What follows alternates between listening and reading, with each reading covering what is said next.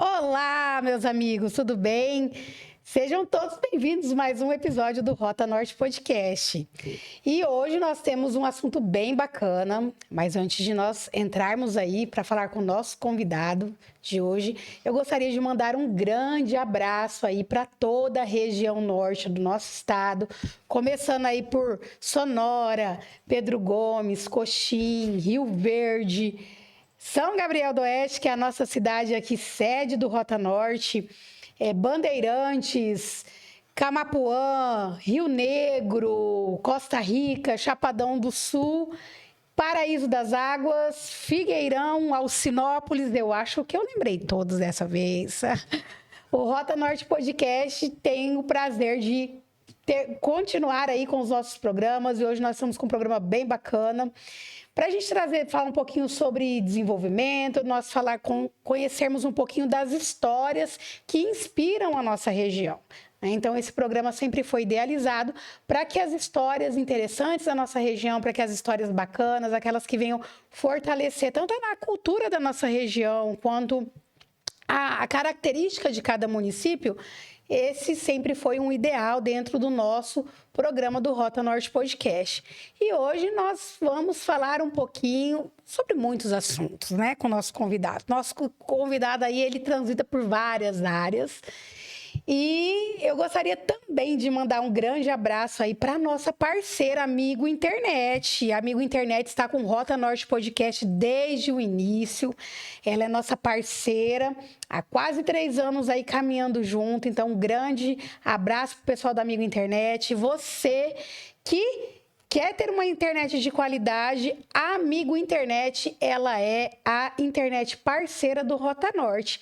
E agora, Amigo Internet também é internet móvel. Então, se você quer ter um chip da Amigo Internet, só procurar lá as meninas e fazer a sua aquisição desse número da Amigo Internet ou a portabilidade do seu número. Às vezes você fala, eu não quero trocar de número, eu quero continuar com o meu, mas eu quero ir para Amigo Internet. Não tem problema. A Amigo Internet, ela faz essa portabilidade e você não perde o seu número. Beleza? Então, Amigo Internet aí é a melhor internet e é a internet do Rota Norte Podcast. E vamos lá conversar com o nosso convidado de hoje, que é o Thiago. Thiago, seja bem-vindo ao Rota Norte Podcast. Já faz um tempo que a gente está querendo bater um papo com você. E assim, é uma honra tê-lo aqui conosco para compartilhar um pouquinho da tua história. Priscila, eu queria agradecer, tá? Primeiramente, vou agradecer a Deus, porque é Ele quem conduz os nossos passos e hoje estar aqui com certeza, para mim, uma honra. O Rota Norte vem se firmando como um dos maiores canais de comunicação com toda a região norte, região pela qual eu tenho muito carinho, né? E quero agradecer de coração o convite, aproveitar aqui também para agradecer a todo mundo que participou com a gente na enquete, que votou, né? Proporcionou esse encontro aqui. É verdade. Mas antes de começar, eu quero aproveitar aqui, vou olhar direto para a câmera para fazer um agradecimento especial à minha grande parceira de caminhada. Hoje faz 24 anos que eu conheci a minha esposa, que a gente começou a nossa caminhada e vir hoje aqui contar um pouco da nossa história, para mim é muito importante, porque ela foi, com certeza, depois de Deus, que sempre nos conduziu, a minha maior incentivadora, foi a minha maior companheira em toda a caminhada, foi quem sempre acreditou, mesmo na loucura de tudo, né? Quem conhece um pouquinho da nossa história como casal sabe que o nosso início foi uma loucura completa e ela sempre acreditou, né? E teve comigo, então eu quero aproveitar para mandar um beijo todo especial para minha esposa, Ana, ela que é minha parceira. Obrigado por tudo, obrigado por esses 24 anos e, se você quiser, estou pronto para mais 24 e quantos a gente conseguir viver. Aê! Parabéns, Ana. Um grande abraço aí. A gente já vai te devolver seu esposo, a gente só vai conversar um pouquinho aqui, mas parabéns aí, parabéns. Obrigado. Muito bom. Tiago, então nós vamos aí começar conhecendo um pouquinho da sua história, né? Eu sei que você transita aí por vários universos, trabalha como um churrasqueiro, na área da comunicação, pau pra toda a obra aí, tem muita experiência para compartilhar e uma história bem bacana aí de motivação para ajudar aí as pessoas que, né, estão na caminhada, estão em busca aí de se conhecer, do seu propósito, da sua... Enfim, né, de dar um rumo aí à sua vida. Conta um pouquinho sobre a sua história. Você é daqui de São Gabriel? Priscila, eu não sou de São Gabriel. Na verdade, assim, eu passei a maior parte da minha infância em Rio Verde. Eu sou sul-mato-grossense. E na minha história, eu tive a oportunidade de morar em vários lugares. A família do meu pai é de Guia Lopes da Laguna. A família da minha mãe é de Rio Verde. Eu passei a maior parte da minha infância em Rio Verde. Depois nos mudamos, fomos para Nova Andradina, fomos para Campo Grande. Aí, na adolescência, a gente se estabeleceu em Jardim. E ali eu passei também a maior parte da minha adolescência, né? Com 16 anos, eu me casei com a minha esposa, né? Nós começamos a nossa história e voltamos aqui para a região norte. Ficamos um tempo em Rio Verde, mas em 2001 a gente se estabeleceu, eu e ela, aqui em São Gabriel do Oeste. E também faz 24 anos que nós estamos aqui em São Gabriel do Oeste. Ah, que bacana, bastante tempo, porque o município é um município também novo, né? E já está há bastante tempo aí. Como o pessoal diz, eu quando cheguei aqui, isso aqui tudo era mato. A nossa história acaba se confundindo, poeira, né? E hoje é uma cidade aí de destaque dentro da nossa região, né? No nosso estado também. É uma cidade que tem crescido, que tem desenvolvido. É uma cidade de oportunidades mesmo. Com certeza. Quando nós chegamos aqui, esse, na verdade, era o slogan do município, né? Terra de oportunidades. E eu sou a prova viva de que São Gabriel do Oeste oferece muitas oportunidades até hoje. Eu costumo dizer para as pessoas que eu sou o improvável. Quando nós chegamos aqui, eu e a Ana, em 2001, eu não sabia. Mas no dia em que eu desci na rodoviária aqui, com um colchão de casal enrolado debaixo do braço e uma caixa com 5 mudas de roupa, eu não sabia onde Deus ia me colocar, mas Deus já tinha traçado o nosso caminho e Ele nos deu grandes oportunidades e a gente soube aproveitar. São Gabriel do Oeste nos acolheu de uma forma muito carinhosa. Apesar de nós termos chegado aqui sem conhecer ninguém, praticamente, nós tínhamos apenas um casal que a gente conhecia, que era uma referência, e inclusive foi um grande apoio. Aproveitar aqui para mandar um beijo para a tia Zenilda e para o Milton, né? Que nos receberam aqui, mas fora eles, a gente não conhecia ninguém. Eu era um completo desconhecido, um menino de 16 anos de idade, minha esposa tinha 19, né? A gente só tinha um colchão, nós dois e muitos sonhos para serem realizados. E São Gabriel do Oeste nos permitiu alcançar muitas coisas. Que bacana, que bacana. E vamos começar a falar um pouquinho, nós vamos transitar, mas vamos começar a falar um pouquinho sobre da onde que veio esse amor seu pela culinária, porque hoje você trabalha com churrascos, né? É churrascos ou tem uma outra nomenclatura, alguma coisa? Na verdade, assim, o churrasco é hoje o nosso foco principal, né? Mas a minha relação com a comida começou completamente diferente.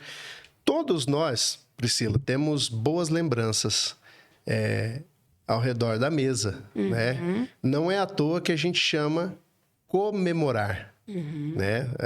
Ao longo da história da humanidade, principalmente depois que a gente descobriu o fogo, se reunir ao redor do fogo e celebrar com comida sempre fez parte da nossa história. Então, todo mundo tem aquela lembrança de um doce que a avó fazia, ou aquela tia que fazia um prato especial. Então, para nós, especialmente para mim, a comida, né, a gastronomia, trabalhar com alimentação sempre foi um propósito, sabe? Assim, sempre tive em volta do fogo, né? O meu pai era um churrasqueiro de mão cheia, é um churrasqueiro de mão cheia. Então, ele sempre reunia família, amigos, né? Quando eu era criança, na casa da minha avó, que a gente ia passar os natais, a gente chegava lá, todo mundo estava, de certa forma, envolvido. Meu pai, meus tios reunidos em volta da churrasqueira, minha mãe, minhas tias, minha avó, fazendo cada um prato de comida. Uma fazia o salpicão, outra fazia uma maionese, minha avó ia fazer a sopa paraguaia. Então, estava todo mundo sempre muito envolvido com a cozinha. Então, eu sempre fui muito apaixonado por isso. Tenho ótimas lembranças e acredito profundamente que a cozinha e o fogo geram essa conexão. Então, quando a gente começou isso, já era algo que estava dentro de mim. O meu pai, durante um período da vida, ele foi proprietário de uma padaria, e nessa padaria tinha lanchonete, pizzaria e tal, e eu comecei a trabalhar muito cedo, né? Eu, por volta de 12, 13 anos, eu comecei a ajudar os meus pais ali. Foi um período, Priscila, bastante difícil, então, assim, a gente sempre teve muito envolvido juntos, né, nessa caminhada. Então, eu comecei a trabalhar muito cedo com os meus pais. Começamos de garçom, depois fui para a cozinha, trabalhei com ele lá de auxiliar de cozinha. E com 13 anos de idade, eu tive a oportunidade de fazer um curso. Inclusive, esses dias me emocionei bastante quando eu fui no Sebrae, em Campo Grande, no Senac. Senac. Fui lá. Hoje é muito fácil o acesso a esses cursos, porque as carretas, né, levam o conhecimento para todos os lugares. E, na época, eu fiz um curso de chapeiro e pizzaiolo dentro da primeira carreta escola que teve dentro do Mato Grosso do Sul. Era um projeto piloto ainda, não era um projeto formatado, era algo novo, né? Eu lembro que nós chegamos assim a tirar o plástico da carreta, sabe? Era zerinho, foi a primeira carreta que veio para o Mato Grosso do Sul e ficou em Jardim um período, né? E lá tinha muito curso de hotelaria, né? De recepção e tal, e um desses cursos era de chapeiro e pizzaiolo. E como eu já atuava na área com meu pai, consegui fazer esse curso para profissionalizar, né? Onde foi que eu aprendi as bases, por exemplo, da hamburgueria, né? Foi quando começou a minha paixão pelo hambúrguer. A gente se aprofundou e aí... Tem gente que me deve um hambúrguer, viu? Eu vou falar aqui agora em rede nacional. A gente nem pode falar muito desse hambúrguer, porque a galera tá... Porque você deve para um monte de gente. Para um monte de... Esse hambúrguer tá uma novela e aí é capaz de eu apanhar. Daqui a pouquinho o Fael vai ver aí um monte de gente. Fala, cadê o hambúrguer? Aí nos comentários. Olha. Mas tá bom, mas eu tenho fé que ele vai chegar. Vai chegar. E aí você começou a fazer, Isso. Fez esse curso. Aí fiz o curso, né? Me tornei um profissional, um chapeiro profissional. E voltei para dentro da cozinha ali, ficamos um tempo trabalhando, né? E aí eu assumi como o chefe da cozinha ali. Então, eu passei, na verdade, de auxiliar para ser o responsável pela cozinha. E a gente fazia muito lanche, porções, pizzas. Sempre fiz isso, sabe? Assim, trabalhei muito tempo. E até que um dia, numa loucura completamente aleatória, eu decidi que eu ia ser locutor de rádio. Então você começou... Eu comecei na cozinha. Na cozinha. Foi a minha primeira profissão. A minha primeira profissão oficial foi de chapeiro e pizzaiolo. E aí, isso você ficou durante um período ali, alguns anos. Alguns anos. Nossa, eu fiquei bastante tempo. E aí, da onde que surgiu essa questão da comunicação? Cara, eu sempre fui apaixonado pelo rádio. Quando era criança, era o nosso meio de comunicação, né? Aham. Quando eu era criança, eu ouvia muito rádio. Love Song também? Tudo. Até hoje eu falo pro Lucas Lima, foi um dos grandes inspiradores da minha carreira no rádio. O culpado de hoje eu ser um comunicador, Lucas Lima, com certeza foi uma das grandes inspirações. Mas eu lembro que quando era criança em Rio Verde, Priscila, eu abriu a rádio e a gente era muito legal. Na minha cabeça era muito mágico um cara entrar na nossa casa todos os dias e mesmo que à distância a gente criar intimidade, porque eu sou da época da ficha, né? Então eu saía de casa, corria na esquina, tinha um barzinho, e lá tinha um orelhão, a gente comprava a ficha, ligava na rádio e eu gostava de gravar as músicas. Então eu ia, ligava, pedia, falava, eu vou voltar para casa, daqui a pouquinho você solta a música, eu ia lá, gravava as fitinhas e tal. Então eu sempre tive uma relação bacana com o rádio, sempre fui um ouvinte assíduo do rádio e quando surgiu a oportunidade, cara, eu falei, cara, é isso, eu quero ser locutor de rádio. Não tinha experiência nenhuma com isso. Não, era um completo... Era tudo novo. Não, tudo novo. Eu não tinha noção nenhuma, né? E você foi bater na porta da rádio? Como que aconteceu Eu fui isso? bater na porta da rádio. Eu cheguei lá e falei, ó, bicho... Foi assim, abriu uma rádio em Guia Lopes da Lagoa, FM comunitária e tal. Eles montaram uma equipe. E um dia eles fizeram uma gincana, né? E parte da gincana era você ir lá e falar... Locutor por um dia? Locutor, tipo um locutor por um dia. Gente, eu fui locutora por E eu fui lá. Foi horrível, né? Foi horrível, fui embora, beleza. Não ia dar em nada, era só uma brincadeira que a rádio estava promovendo ali e tal. Mas, passado uns dias, um dos locutores teve um problema e ele foi demitido. E eu soube, através de um amigo que trabalhava lá na rádio, que tinha uma vaga. Falei, pronto, é minha. Do nada.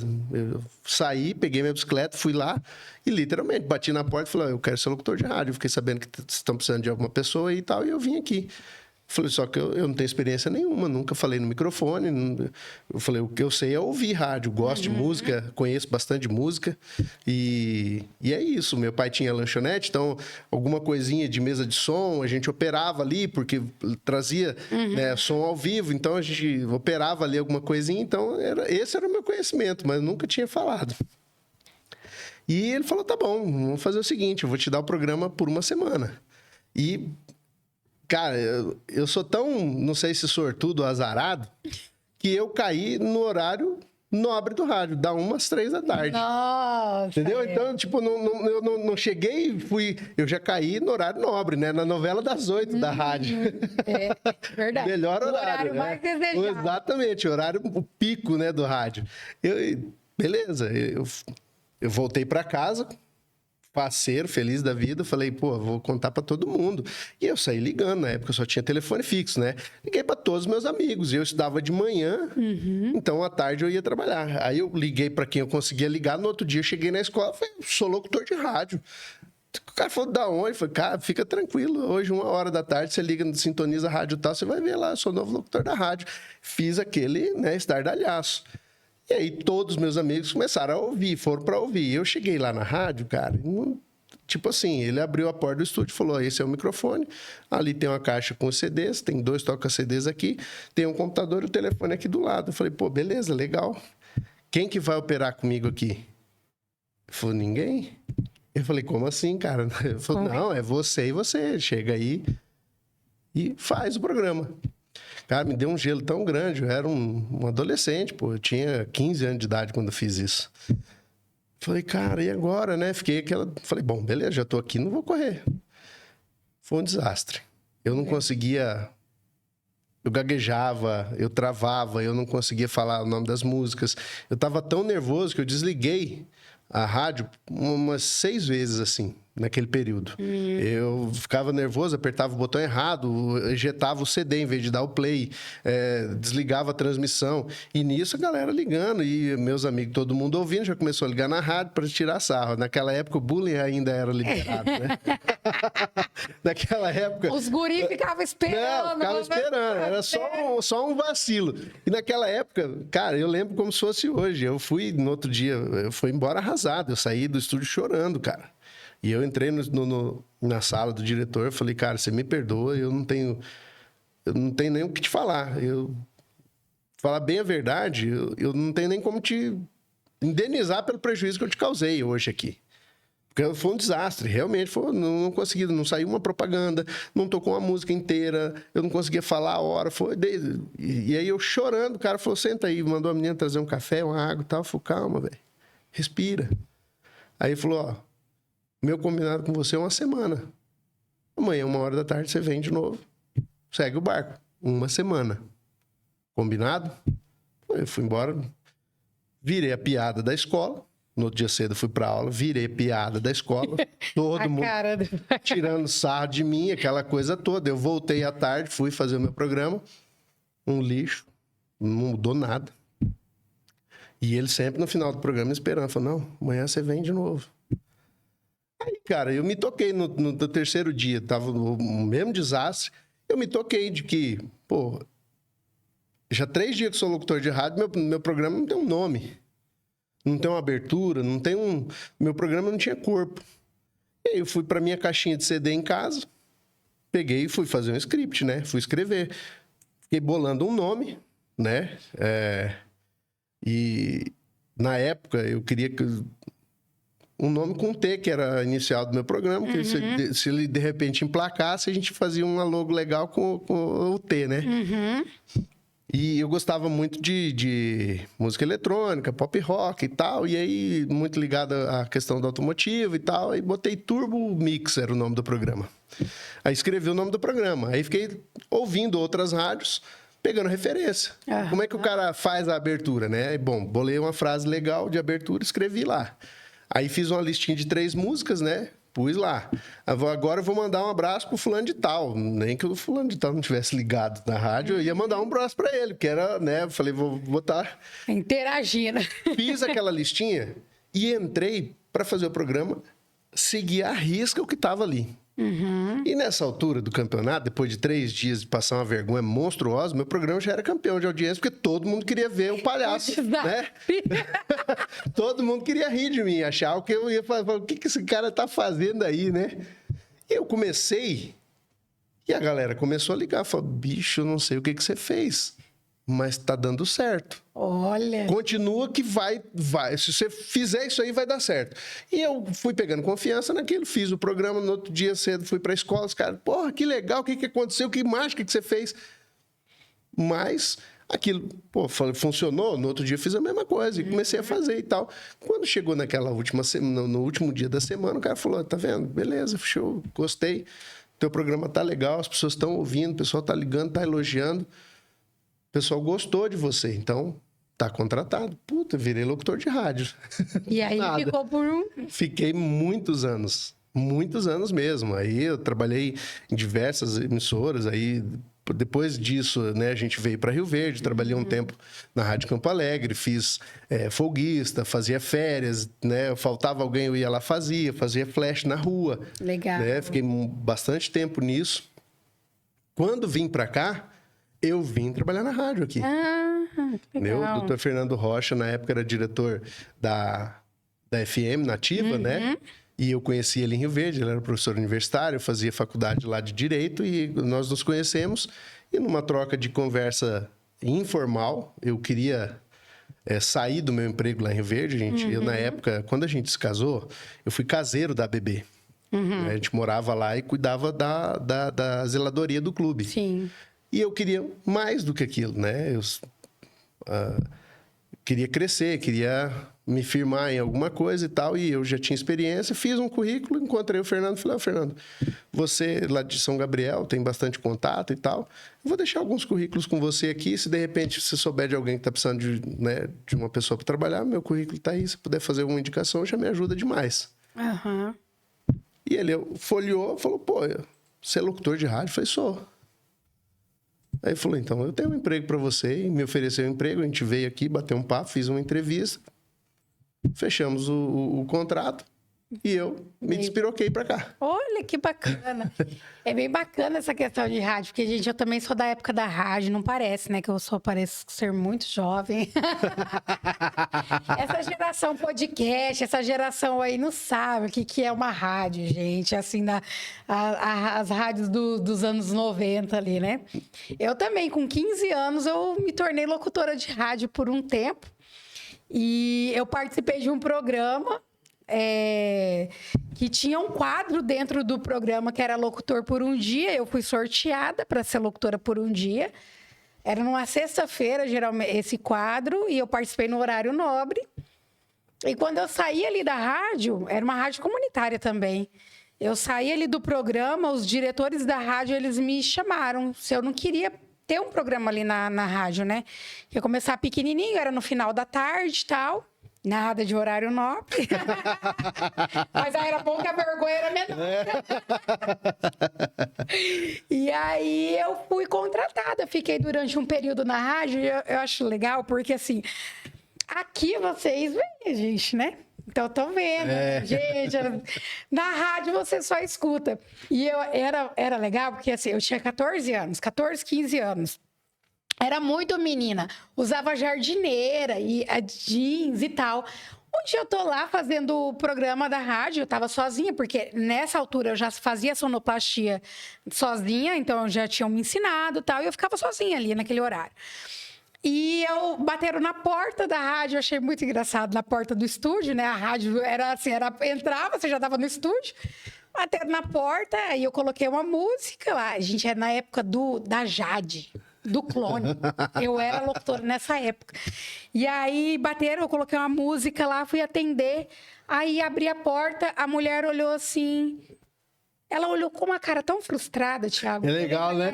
É legal a gente ver. Eu sei bem o que você está falando. Ela falou assim, nossa, eu achei que era uma mulher que fazia o programa, é uma menina. Eu tava de jardineira, eu tava de tênis, eu tava, né, uma menina, cabelão. Eu ia de chinelo de dedo, bermuda de tactel e bicicleta, pô. Eu era também um moleque, bonezinho pra trás. Eu lembro da cara da mulher. A mulher frustrada, olhando pra minha cara lá e falou assim, eu não acredito. E ela fechou a porta e foi embora. Ela bateu na porta, oi, tudo abriu, pode entrar, né? Tal. Aí ela olhou, me julgou, igual, me jogou, falou isso, virou as costas e foi embora.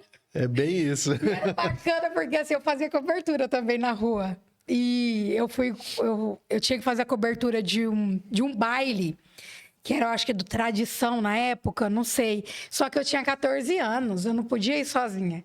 Aí meus pais tiveram que ir comigo. Olha, a locutora tinha escolta. Tinha que escoltar para fazer cobertura de baile. Aí eu trabalhava até às 11 e estava liberada. E aí eu sempre fui muito ursa, queria ir embora dormir. Meus pais tinham pegado fogo no baile e não queriam ir embora. Eu sei que eu fiquei sentada lá a madrugada inteira. Falei, gente, eu vim trabalhar, já terminou meu trabalho, vamos embora. Meu pai e minha mãe pegando fogo. Dançando e fazendo a farra. E eu fiquei lá a noite inteira sentada. Mas é muito legal, é bem bacana mesmo. E a comunicação é assim, é fantástica, né? Nos proporciona uns momentos. Não, ixi, o rádio me proporcionou... Foi uma escola, na verdade, né? Eu aprendi muito não, praticamente toda a minha formação profissional foi dentro do rádio. E eu sempre fui apaixonado pela comunicação. Depois desse período do rádio, né, eu fui para a comunicação institucional, fazia alguns cerimoniais e assim fui aprendendo a trabalhar com tudo que eu faço hoje, né? Bacana, bacana. Você quer comentar alguma coisa, senhor meu marido? Tem recado. Você tem recado? Tem recado, o pessoal já tá... O Fael, na hora que tava falando ali do bullying, ele tava com uma cara de guria arteira. Você sabe o que é isso, né, amor? Eu sempre sofri muito. E sempre fui à frente dos trabalhos também. Então eu sei o que esse é alvo. Mas você sabe, minha opinião é um pouco complexa com relação a isso, mas eu tenho saudade da época que o bullying era permitido. Né? A gente tinha... forjados no fogo, exatamente. Oh, meu Deus. A gurizada fraca de hoje em dia não sabe o que é ter apelido na escola, né? Vou aproveitar que eu entrei na conversa aqui, ó, mandar um abraço pro Anderson Santos, grande Thiago Barba, cara diferenciado, grande churrasqueiro, homem abençoado. Parabéns, Rota, pelo programa. Ô, Dersão. Tiago Camargo, o brabo tem nome, melhor churrasco de São Gabriel do Oeste. Quero um abraço aí, Tiagão, meu xará, Dersão também. Essa galera, eles são suspeitos para falar, que tudo meus amigos, mas assim, eu sou um cara abençoado de ter esses caras do meu lado. São gente da melhor estipe, gente que impulsiona, sabe? Combustível de foguete. Obrigado por vocês estarem com a gente aí. Eu vi que você participa de vários eventos relacionados à própria gastronomia, né? Já foi lá no shopping Campo Grande, ali naquele... Isso. Quintal do Sesc. Quintal do Sesc ali. Participou de alguns outros eventos, sempre levando o churrasco. Inauguração agora que teve um mercado aqui em São Gabriel, né? Então, você sempre está participando de alguns eventos assim. E eu gostaria que você falasse um pouquinho sobre essa questão Como que funciona? As pessoas te contratam para você poder ir lá e assar o churrasco? Quais os tipos de churrasco que você faz? Porque tem as diferenças. Tem. Priscila, os eventos, cara, são a nossa vitrine, né? Onde a gente realmente aparece. Inclusive, participar de um evento desse foi que mudou o jogo para mim. Depois a gente pode voltar um pouquinho, contar um pouco dessa história para vocês entenderem como é que foi essa virada de chave. Mas a gente realmente tem participado, recebido bastante convites, né? Nós já participamos de festivais em Goiás, no Mato Grosso, né? Em Cuiabá, Rio Verde, Goiás, Jataí. Ano passado eu fui chefe de estação da Churrascada do Brasa, que é de um amigo que a gente conheceu num outro festival. Então, assim, o festival ele é muito bacana porque a gente faz muito network. A gente conhece outras pessoas, a gente aprende, troca informação, vê o que funciona, o que não funciona, e é onde a gente faz a nossa conexão e a nossa maior vitrine, né? Hoje a gente tem várias formas de atendimento, né? A gente tem um atendimento presencial que foi como a gente começou, que é o pega e leve, né? O cara reserva, pega, almoça em casa e leva o nosso assado. Mas a participação nos eventos depende muito da modalidade. Você pode ser contratado como chefe de estação, você pode ser contratado como ajudante, né, como auxiliar. Então, normalmente, a gente começa como auxiliar. Você não tem um trabalho tão conhecido, mas você começa a fazer amizade aqui e ali. Eu preciso de um auxiliar, vai ter um evento aqui e tal. Tem um cachezinho lá para você ter a sua despesa, né, pelo menos custeada. E é o momento em que a gente começa a aparecer. Até o momento em que você realmente começa a se firmar no mercado, você começa a ter nome, o seu trabalho começa a ser respeitado. E quando aparecem os convites, por exemplo, da chefia de estação, é quando você começa a realmente mostrar a sua cara. E aí tem os eventos particulares que a gente faz, né? Eu falo, a gente faz do parto ao velório, o que você quiser comemorar, você chama a gente vai fazer alguma coisa disso. Né? Então, casamento, batizado, aniversário, velório de sogra, tudo. Eu só preciso de uma desculpa para acender a churrasqueira, né? Então, a gente hoje tem essa particularidade de estar fazendo esses eventos. E como você disse, hoje eu domino, junto com a minha equipe, diversas técnicas de assado. O aprendizado sempre foi algo muito importante para mim. Eu sempre fui um cara muito estudioso, sempre fui um cara de ler, eu gosto de aprender e eu tenho eu costumo dizer que eu tenho uma curva de aprendizado muito grande. Eu sempre acreditei no cérebro como uma esponja de conhecimento, né? E é muito fácil, você não precisa estar trocando memória, você não precisa aumentar HD, nada. É só você aprender. Então, eu sempre aproveitei o contato com outros profissionais para aprender uma técnica nova. E nesses festivais é onde a gente faz isso, né? Tem os workshops, tem cursos que a gente faz e tal, mas esse contato mais direto normalmente acontece dentro desses festivais, é onde a gente aprende técnicas novas, domina uma coisa diferente e tal. Hoje eu trabalho com hamburgueria artesanal, né? Eu trabalho com fogo de chão, churrasco tradicional, a gente faz o leitão no rolete, fogo de chão, parrilha, né? Hoje também eu sou um dos poucos aqui no estado de Mato Grosso do Sul que faz assados de assados de animais inteiros, né? Eu aprendi com o chefe Mário Portela, inclusive, no festival em 2023, o Festival Internacional da Carne. Foi um dos primeiros grandes festivais que eu participei.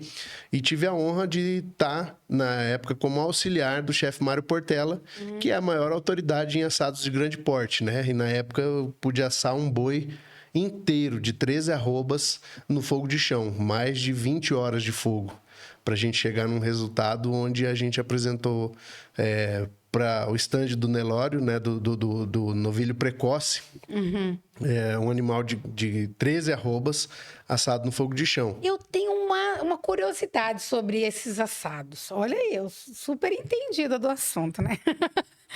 Quando vocês falam assim de assar o animal inteiro, Ah, mas abre, faz aquele limpazinho lá dentro do bicho, né? Tira... Ah, sim, né? A gente tira todos os miúdos, né? Quando a gente fala de assar um animal inteiro. Mas você sabe que existem diversas técnicas, né? Eu, por exemplo, tem algumas que a gente ainda não se aventurou, mas eu já andei procurando material para estudar e tudo mais.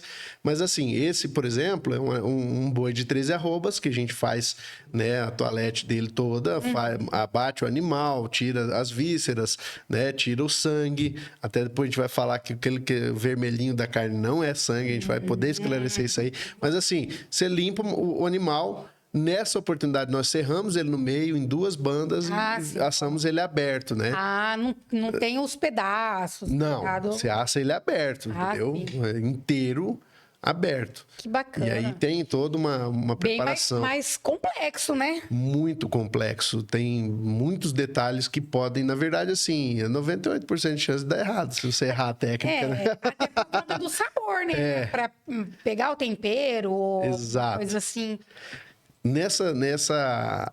Nesse festival, o chefe Mário Portela, que é o grande mestre dos assados de grande porte, né? Tava junto com ele também outro grande assador, que é o Alexandre Belório, que é fundador do primeiro reality show de churrasco, Mansão BBQ, né? Também tem sido um amigo, um grande mentor. Eu pude trabalhar com 2 caras, assim, que são... autoridades no que fazem, né? E foi quando a gente aprendeu. Então, tem alguns detalhes que a gente precisa cuidar com relação à questão do tempo de assado, né? Essa questão do tempero, por exemplo. Existe como você temperar ele antes, mas nesse dia específico, a gente assou ele sem nada de tempero, porque a gente queria que a carne tivesse o maior percentual de água possível, porque a água é que faria a condução do calor, entendeu? Para distribuir. Se eu tempero muito antes, como é um animal de grande porte, eu preciso de uma quantidade de sal grande que provocaria desidratação e, de repente, a gente não conseguiria chegar no resultado que queria e tal. Mas foi muito bacana, sabe? Assim, foi um aprendizado muito legal e hoje ficou para o nosso currículo isso aí. Qual que é o seu carro-chefe dos assados hoje? Hoje eu faço muito fogo de chão, né? Eu tive fazendo as contas aí, eu tenho quase 4.000 horas de fogo de chão, desde quando começamos a trabalhar profissionalmente com isso, né? Então, assim, hoje eu faço bastante fogo de chão e defumados, né? Eu faço defumação estilo American Barbecue. Eu nem falo que é American Barbecue porque, assim, eu adaptei algumas coisas, né? Eu fiz um curso de charcutaria pelo Senar. Foi onde também conheci um dos grandes parceiros, aí, uma das inspirações que a gente tem, o veterinário Rogério Franceschini, que é instrutor do Senar, né? Foi meu professor e se tornou um grande amigo, parceiro de grandes eventos. Aí a gente já fez alguns eventos juntos. Então, ele me ensinou as bases da defumação. E foi quando eu entendi que o nosso paladar ainda não está acostumado com a defumação americana. A defumação americana, ela dá um punch, sabe? Assim, para quem não está acostumado, ela realmente é um soco no paladar. Ela é uma defumação muito forte, bastante característica, sabe? E eu fui adaptando peguei as técnicas da charcutaria, um pouco da defumação americana e fui adaptando para o nosso paladar. E tem sido bem bacana trabalhar com isso. Que bacana. E de questão dos assados hoje? Porque você trabalha com uma variedade, né? Aves, com suíno, com o próprio bovino. Qual desses... Hoje, falando dos que você comercializa frequentemente, sem ser nos eventos, qual desses hoje é o seu carro-chefe mesmo? Que a você costela. faz? Costela fogo de chão hoje é meu carro-chefe. Ela sai muito, entendeu? A costela defumada também sai bastante, mas eu tenho, na proporção hoje, por exemplo, eu tenho em torno de 60% de carne bovina no meu atendimento recorrente de domingo, 60% de carne bovina, eu tenho aí 20% de carne suína e O restante é de carne de ave, né? Que é o frango. Então, eu tenho vários cortes. Hoje a gente trabalha com a costela, eu trabalho com ponta de peito, que é uma versão que a gente faz do brisket americano, né? Da defumação americana. A gente faz a ponta de peito. Aí eu faço o frango assado no varal, que é no fogo de chão. Faço o frango atropelado, que é defumado. Faço coxa com sobrecoxa defumada. E outros cortes também, de acordo com o cliente pede. Hoje, também, uma das grandes procuras que a gente tem é uma receita autoral minha, que é a costelinha barbecue, que é um molho barbecue de café, que é autoral. Eu desenvolvi esse molho. Fui campeão 2 vezes aqui, né, do Festival Gastronômico. E uma das vezes que fui campeão com esse molho à base de café e fez um sucesso. Hoje também é um dos mais pedidos, né? Bacana a cara daquela pessoa ali. Tô ficando com fome já. Quando a gente falou que ia trazer um mestre churrasqueiro aqui hoje, meu filho perguntou, mas vai ter churrasco também? Eu falei, não, hoje é só conversa. Mas a gente pode marcar, numa próxima, quem sabe. Ele já... semana passada veio o chefe Paulo aqui. Falar um pouquinho. Grande amigo, inclusive, tá? Um abraço, chefe Paulo Vasconcelos, deve estar aí com a gente. É querido, realmente. Aí ele saiu daqui e ele me mandou mensagem. Você já marca aí o dia que eu vou em São Gabriel pra gente fazer, porque agora ele tá se especializando. O que ele falou? Em defumados. Em defumados também, né? Aham. Hoje o Paulo, ele não cozinha, né? Ele tá mais na parte de consultoria mesmo e essa parte. Só que ele falou que aí ele vem pra fazer um churrasco aqui pra gente. Agora a gente já tem 2. Olha aí, amor. Você tá vendo churrasqueira aqui, ó. Maravilha, tô providenciando. Olha. Né? Mas é bacana. Agora, me fala aí sobre aquela questão. E aí eu já preparo o corte aí, ô produção. O que é aquele vermelhinho da carne que todo mundo acha que é sangue? Cara, aquele vermelhinho da carne, aquilo é a maior polêmica do mundo. O pessoal que não gosta daquilo lá, normalmente come a carne bem passada, que na minha opinião e na opinião de uma galera, é um crime, né? Se você pensar, por exemplo, na cadeia produtiva do boi, é um desrespeito monstruoso, inclusive com o peão, que sai de sol a sol para levar o sal no coxo, no meio do Pantanal, entendeu? Que é o cara que cuida da pastagem, para você chegar aqui, né? Pô, o cara transporta num caminhão bacana, com cuidado para não quebrar o boi, chega aqui, a equipe da inspeção cuida para que seja uma carne de qualidade, frigorífico se especializando, né? A gente teve uma visita agora na Boi Brás, cara, o parque industrial deles é fantástico. O trabalho que eles fazem para a gente chegar com uma peça de carne de altíssima qualidade, valorizada no mundo inteiro, pra você transformar ela numa pedra de carvão. Pô, é sacanagem isso aí, entendeu? É verdade. Aquele sangue que o pessoal chama é a mioglobina. Ela é uma proteína, né? Que ela é altamente solúvel. Então, quando você aquece a carne, a água, o líquido do músculo, ele sai. E como a mioglobina é uma proteína altamente solúvel, ela sai junto. O sangue, que é o sangue de verdade, ele é retido dentro do frigorífico. Né? Hoje, o sistema de abate nosso, ele faz com que o sangue seja todo drenado. Então, o animal não tem sangue. Quando sai, existe uma transformação da carcaça do animal na carne que a gente consome, que é o processo de abate e tratamento dessa carcaça. Então, esse animal chega em pé, é abatido, é extraído o couro, as vísceras, e aí é extraído todo o sangue, e aí a carcaça ela é resfriada. A partir desse resfriamento, já sem sangue, ela se transforma na carne de consumo que a gente conhece. Então, ali já não tem mais sangue, né? Ali já não tem mais, tem só essa proteína que ela é altamente solúvel, então ela se dissolve na água que sai no processo do assado. E aí, aparentemente, você olha, tá vermelhinha, é sangue. Não é. O que acontece, por exemplo, com a parte de fora é que o contato com o fogo e oxigênio cria uma reação de caramelização dos açúcares já presentes, que é o que a gente conhece no termo técnico de reação de Maillard, e faz com que a carne fique com aquele tom dourado, né? E quando você passa muito, ela fica acinzentada. Mas isso é só a oxidação dos açúcares. não quer dizer que essa carne, por exemplo, aí aquele tom rosa, não quer dizer que essa carne não foi assada. Porque o que mede, como a gente mede, por exemplo, se a carne está assada ou está crua, é a temperatura que você alcançou nela.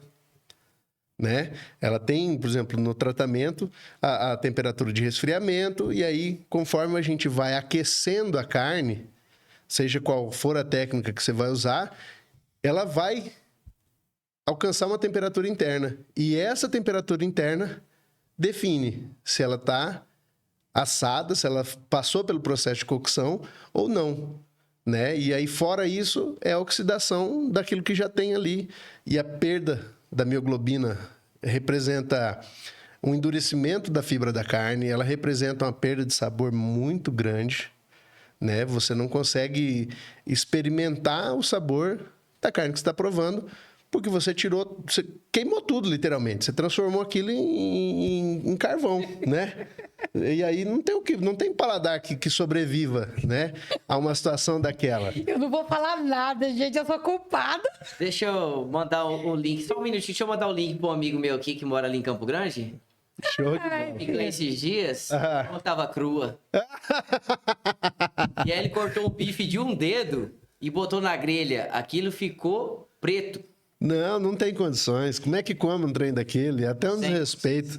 A gente tem que aprender a respeitar o animal que doou a vida para nos alimentar. Mas hoje eu já melhorei muito. Eu era bem pior. A minha esposa também. Ela comia. Era bem pior. Rapaz, e aí eu, aos poucos, fui mostrando para ela variedade. Inclusive, né? tirava e jogava fora até as gordurinhas. Né? E você sabe que cada ponto, né? A gente tem pelo menos 5 pontos que a gente trabalha, né? Que é ao ponto, um ponto mais, né? Bem passado, e aí tem um ponto menos e mal passado. E aí tem também aquela que... Esse é bem mais polêmico, que é só selada, onde você vai ter só uma crostinha, Só... né? Bateu de um lado, bateu do outro, cortou e tal. Mas o ponto ideal é ao ponto e ao ponto menos. É o ideal para a gente conseguir o melhor de textura, melhor de sabor, é a melhor entrega que você vai encontrar, de maciez, de textura, de sabor, é ali, entre um ponto menos e ao ponto. A gente consegue chegar... É claro que a gente respeita, né, o gosto individual de cada um, mas se você me perguntou, eu vou te falar, você não sabe comer carne. Ai, você gosta, senhor Rafael. Ô, Thiago, deixa eu fazer uma pergunta. Vai. Eu já vi seus instrumentos de trabalho, já vi você em operação, e você usa aquela, como se fosse uma carretinha no carro ali, que a gente chama o fogo de chão, né? O rasco de varal ali. E eu tenho uma dúvida, porque assim, a gente usa churrasqueira tradicional e tem aquilo de manter a temperatura ali, a churrasqueira mais fechada, proteger do vento. E ali é um ambiente bem aberto e você deixa a carne bem suspensa. Como que você consegue preservar aquele calor ali a ponto de assar uma carne em alta temperatura, em altitude assim, longe do da fogo. brasa, principalmente aqui em São Gabriel, que venta tanto? Pois é, cara. E essa carretinha, foi bem bacana você tocar nesse assunto, que essa carretinha, a gente pegou algumas referências, né? E buscou, através dela, solucionar alguns problemas que a gente tinha, inclusive, de mobilidade e atendimento. Às vezes o cliente queria fazer um fogo de chão, mas... eu tenho a grama, se eu pôr fogo de chão vai matar minha grama. Eu tenho o piso, se eu pôr aqui vai estragar meu porcelanato. Então, a carretinha veio exatamente para solucionar. E a gente foi pioneiro em trazer essa carretinha aqui para a região norte, né? Quando a gente trouxe esse projeto para cá, quando a gente trouxe esse equipamento, ninguém aqui na região tinha um equipamento similar a esse e trouxe para nós um ganho de produtividade muito bacana por conta dessa versatilidade. E respondendo a sua pergunta, Fael, é o seguinte, na verdade, o segredo do churrasco está no domínio do fogo. As pessoas às vezes ficam presas no tipo de corte, tem muito aquele mito de carne de primeira. Não tem carne de segunda em boi de primeira. E hoje nós temos boi de primeira aqui no estado, principalmente no estado do Mato Grosso do Sul. Nós temos um boi de primeira, então não existe carne de segunda. Carne é carne. O que você precisa saber é dominar o fogo, temperatura do fogo e o tempo de cocção, né? E respondendo a tua pergunta, o fogo de chão, ele é uma técnica ancestral, ele é uma técnica milenar, é a primeira técnica que a gente tem de assado. Não estou inventando a roda, né? E a gente trabalha muito com a física. O ar quente, ele é menos denso do que o ar frio. Ele expande, né? Então, se você pegar, por exemplo, um balão de ar quente, o ar é mais leve, ele cria mais espaço entre as partículas e ele acaba criando uma bolha de calor. A gente distribui os pontos, né, de fogo em locais estratégicos ali na área onde você vai fazer o assado, e essa distribuição cria uma bolha de ar quente, que por conta dessa questão da física, ela desvia o fogo, o vento, né, o ar frio. Ele cria essa bolha. Tanto que se você, por exemplo, o pessoal que gosta de esportes radicais, que conhece um pouco de paraquedismo, de voo de parapente, né, pessoal do ultraleve, sabe muito bem do que eu estou falando. Você, por exemplo, o ultraleve, ele consegue voar sem motor exatamente porque ele surfa nesses bolsões de ar quente, né, onde o ar frio não consegue chegar. E é isso que a gente faz, a distribuição de pontos de calor em locais estratégicos ao redor de onde você quer assar, que cria uma bolha de ar quente e impede que o vento haja, sabe? Agora, a gente não consegue isso 100%. E uma das estratégias que a gente tem é posicionar o ponto de fogo exatamente onde o vento vai levar o calor em direção à carne. Então, tem tudo isso quando você vai fazer o fogo de chão, né? A gente chega, por exemplo, num evento, a gente, antes de posicionar o equipamento, de montar o fogo, a gente dá uma sondada, né, no local, a gente avalia essas condições. O vento está vindo da onde? Para a gente posicionar o fogo no local certo e criar essa bolha de calor para a gente poder tocar o assado. E o segredo é paciência.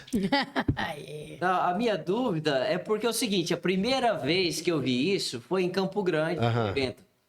E eu cheguei lá, a Priscila estava, nosso filho também, e eu cheguei lá, eram umas 9 horas da manhã, e eu vi o cidadão lá, a equipe de assadores, montando ali, acendendo. Eu falei, rapaz, mas isso aí tá meio aberto, né?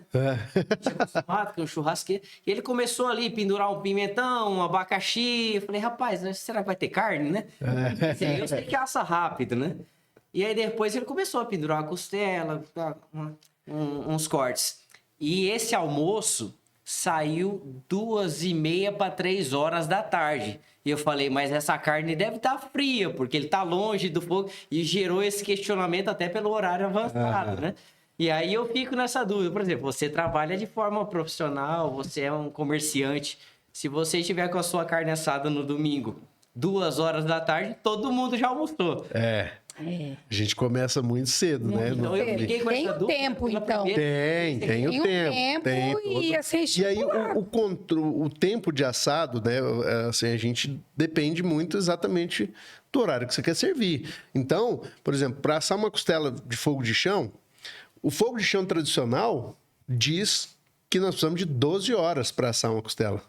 Só que quando você pensa, por exemplo, em 12 horas, é que lá atrás o gado nosso era de menor qualidade, né? E quem criou o fogo de chão, quem começou os primeiros assados, principalmente os gaúchos lá no Pampa, né? Eles assavam as costelas inteiras, não tinha, como diz outro, você abatia um animal no campo ali e, né, mal tirava as peças inteiras, então se assava uma costela inteira, né? E aí aquilo ali demorava um tempo para chegar na temperatura que precisava, né? Então você ficava realmente 12 horas com aquele costelão. Hoje não, pô. Hoje a gente tem cortes padronizados, menores, né? Que variam, que assa mais rápido, entendeu? E hoje, por exemplo, a gente sabe, com todo o desenvolvimento das técnicas de churrasco, a gente sabe, por exemplo, avaliar a temperatura interna, né, do assado, pelo tempo que você está conduzindo aquilo ali. Então, você tem controle sobre isso, né? Você consegue aproximar um pouquinho mais a chama, afastar um pouco mais, e aí depende. Mas, assim, hoje eu trabalho com, no mínimo, 5 a 6 horas de fogo para fazer uma boa costela de fogo de chão, para ela chegar naquilo que precisa chegar, tá macia, suculenta, o famoso soltando do osso, né? Então a gente consegue chegar em bons resultados aí com a média de 5 a 6 horas. Então, assim, para a gente chegar num resultado bacana, todos os domingos, 4 horas da manhã, tem que estar em pé, fazendo chuva ou fazendo sol. Ana, viu? Respondido, senhor? Respondido. Vai ver. Porque a minha primeira impressão ficou. Não, aí você imagina, por exemplo, a primeira vez lá no Festival Internacional da Carne, um boi de 13 arrobas aberto. Depois, quem quiser olhar, no perfil meu lá, tem alguns registros disso, e a gente pode até postar depois. Se você olhar o tantinho de fogo que tinha, fala, cara, não vai assar. Eu falava para mim que não ia assar. Mas aí o chefe Mário Portela veio e falou, cara, confia na técnica, faz exatamente o que eu tô te falando, que vai dar certo. E, cara, funcionou, que é uma maravilha. Sabe assim, porque a gente, né, você vai dominando essa coisa da distribuição do calor e tudo mais, e o tempo necessário de aplicação do calor, seja ele direto ou indireto, para a gente chegar no resultado que quer. Então, por isso que eu falo, hoje, o resultado do assado está muito mais ligado ao controle do fogo do que a carne propriamente dita. É claro que uma carne de qualidade é inquestionável. E é muito bom você trabalhar com carne de qualidade. Mas você consegue resultados impressionantes com cortes que são tidos como cortes de segunda, que antigamente eram chamados de corte de segunda, né? Controlando o fogo, para você manter a temperatura correta, pelo tempo correto, para chegar no resultado.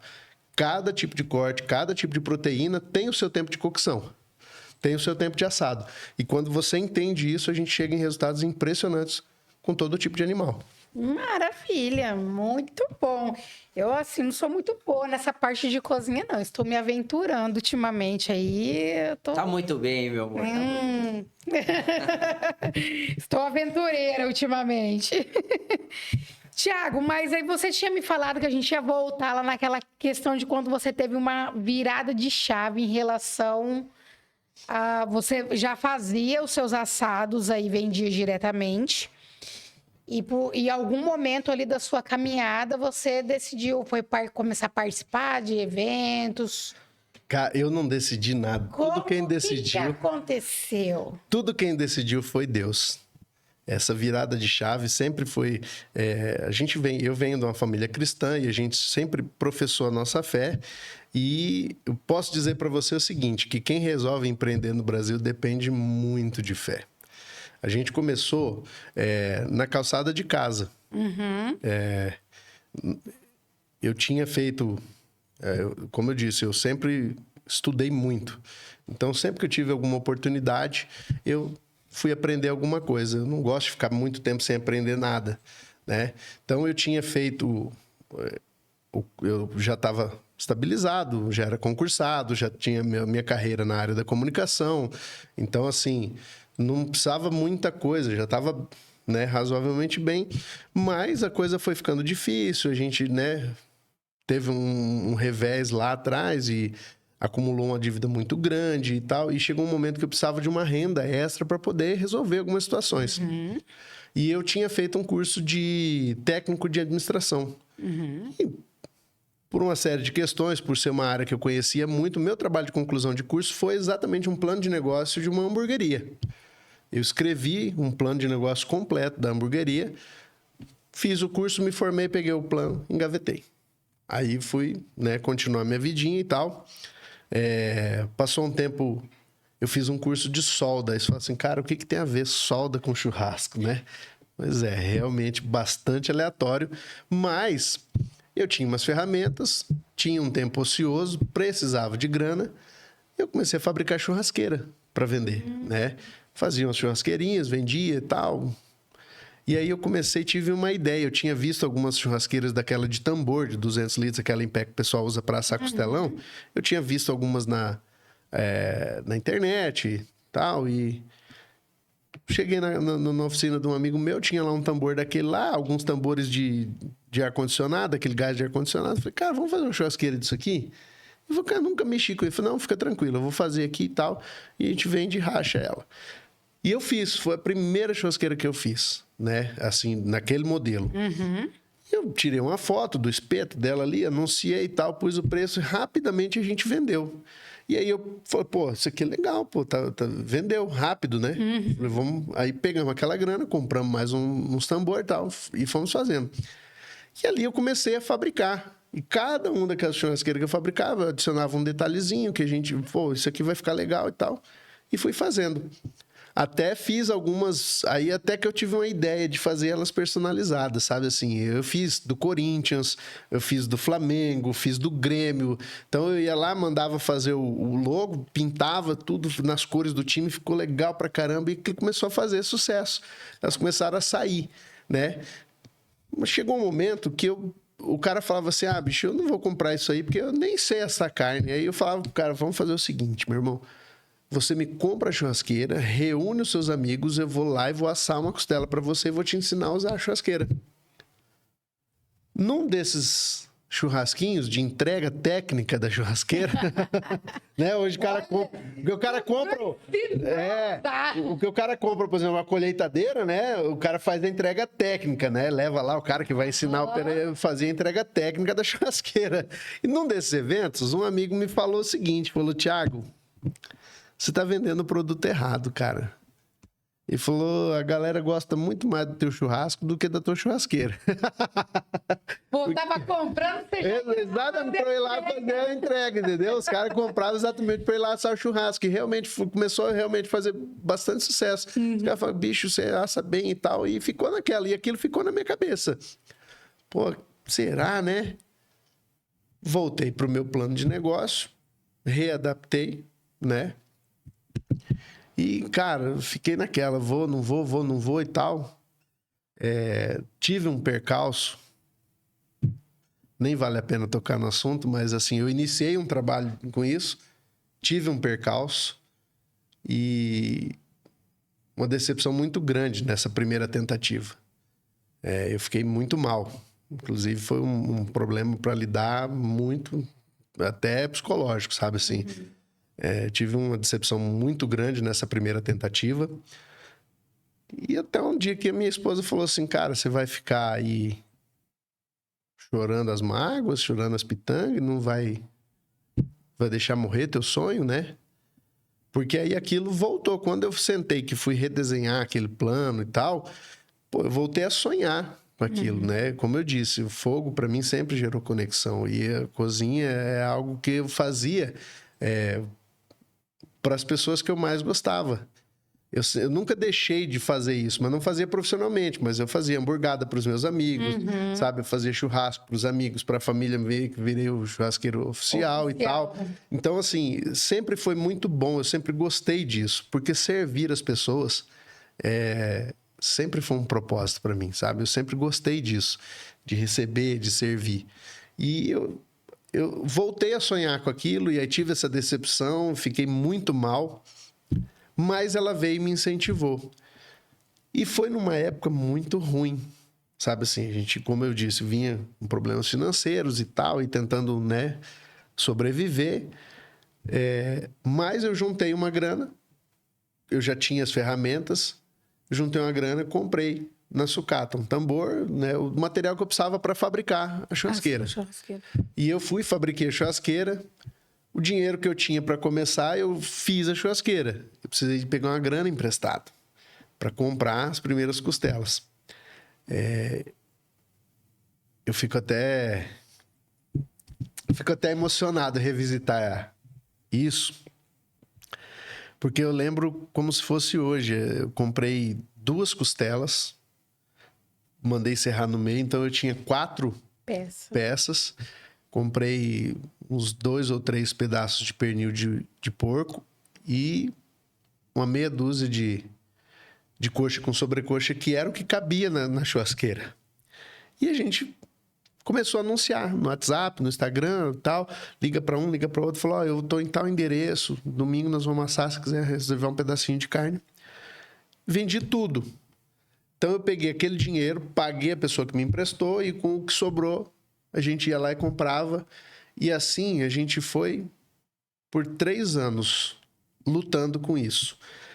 E eu falo lutando por quê? Porque ao mesmo tempo que a gente estava fazendo isso, Priscila, existia a necessidade da gente tirar um pouco de retorno daquilo, né? Porque você faz algo, você espera esse retorno, né?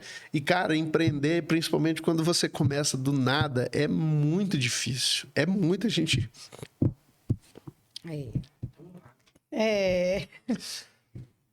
A gente enfrentou muita coisa. E nesse ponto a minha mulher foi uma guerreira. Porque ela que me estabilizava emocionalmente nesses desafios, né? Então, nem sempre a gente vendia tudo, né?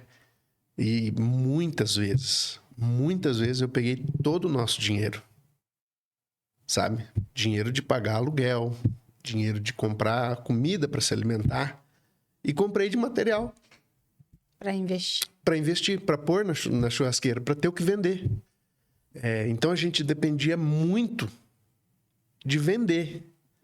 Porque se eu não vendesse, apesar da gente não perder o produto que a gente consome, né? Mas eu tinha tirado o dinheiro do aluguel. Então, se eu não vendesse, não adiantava eu comer aquela costela, que eu não ia ter o dinheiro para pagar o aluguel. E assim a gente veio, cara, batalhando. Até que um dia eu tava bastante desanimado, assim, sabe? Aí você vai olhar, um dia você vende, outro dia você não vende. E aí, quando você faz a linha do tempo, que você puxa assim, fala, cara, eu tô trabalhando muito para um resultado muito pequeno, né? E naquele dia eu entrei no meu quarto para ter uma conversa com Deus, como eu tô tendo com você aqui. Chamei Deus para sentar comigo e falei, rasguei meu coração. Falei tudo que eu tava sentindo. Falei, eu tô me sentindo como um atolado. Eu pedalo, não saio do lugar, as coisas não vão. E eu falei, eu vou ser sincero com o Senhor, Deus. Eu tô me sentindo como se fosse Jonas, indo para uma direção completamente oposta daquilo que o Senhor tem para minha vida. Mas a palavra de Deus fala que até os sonhos do nosso coração é Deus quem coloca. Eu falei, então o Senhor me explica como é que eu sonho com isso? Como é que eu sinto alegria em fazer o que eu faço? Como é que eu deito para dormir e projeto um crescimento da minha empresa? Eu me vejo fazendo isso, eu sinto bem, eu sinto alegria em fazer o que eu faço. Mas eu não tenho resultado. Eu falei, então, eu quero fazer um combinado com o Senhor. Eu me enfiei em vários problemas, inclusive financeiros. Nunca te consultei para me enfiar nesses problemas. Então, primeira coisa, eu quero te pedir perdão por isso. E agora, humildemente, eu estou te pedindo, toma as rédeas disso aqui. E eu quero fazer um combinado. O Senhor seja muito claro com isso. Coloca isso no meu coração. Se não for para eu viver disso, se essa área do churrasco, da gastronomia, não está na sua vontade para nossa família, o Senhor me mostra isso de forma muito clara que eu desfaço de tudo agora. Mas se o Senhor tem propósito para minha casa, se o Senhor pode me abençoar com isso, e se o Senhor pode usar isso para abençoar outras pessoas que não sejam as pessoas da minha casa, o Senhor também me mostra de forma muito clara para eu entender e renovar minhas forças para continuar. Foi um momento de decisão aquilo, Priscila. Passado uma semana, um cara completamente aleatório entrou no meu Instagram. E aí? Eu fui lá e respondi tudo bem e tal, aquela conversa. Aí ele falou assim, você é de Rio Verde, né? Eu falei, não, sou de São Gabriel, do lado de Rio Verde. Aí ele falou assim, Goiás? Eu falei, não, Mato Grosso do Sul. Porque tem essa confusão, né? Sim, tem essa confusão. Aí eu falei, Mato Grosso do Sul. Ele falou assim, então deixa. E nisso eu já tinha dado uma olhada no perfil do cara. Falei, como assim deixa? Qual que é o lance? Falei, cara, eu tinha um convite para você. Só que eu não sei se você vai aceitar, porque é muito fora de mão. Eu falei, cara, me dá a chance de saber se eu vou aceitar ou não. Faz a tua proposta. Aí ele falou, eu sou o Arthur, eu sou coordenador da equipe de assadores do Isso é Churrasco. O evento do Fernando Sorocaba, o maior evento gastronômico do churrasco do país. Aí eu falei, tá de sacanagem comigo, né, cara? E fiquei... Aí ele falou assim, nós vamos ter um evento em Rio Verde, Goiás, e eu tô montando a equipe. E eu já tenho monitorado o teu perfil já tem algum tempo. E a gente queria você com a gente, mas é muito longe, cara. E ele falou, e eu não consigo, nesse momento, nesse evento, não consigo te ajudar com nada. Você teria que vir, né? 100% das despesas com você. O que a gente pode te oferecer nesse momento é usar a visibilidade, né, da marca, do evento, Sim. da dupla e Para impulsionar o seu negócio. E eu falei, caramba, não pode ser verdade isso aqui, cara. Pô, todo dia você vê o cara ligando, mandando mensagem no WhatsApp, no coisa, pra roubar senha, pra roubar não sei o quê, para isso. Eu falei, cara, isso é golpe, bicho. Eu falei, você tá de sacanagem comigo. Eu falei, cara, não faz um troço desse. Você tá mexendo numa coisa, por exemplo, que né?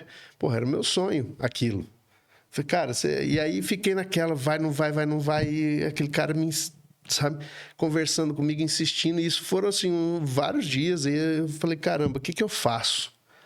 E nisso, eu usei as ferramentas que eu tinha, fui atrás, peguei o nome dele, liguei para um, liguei para outro, até que eu consegui entrar em contato com um produtor que vende o show, né?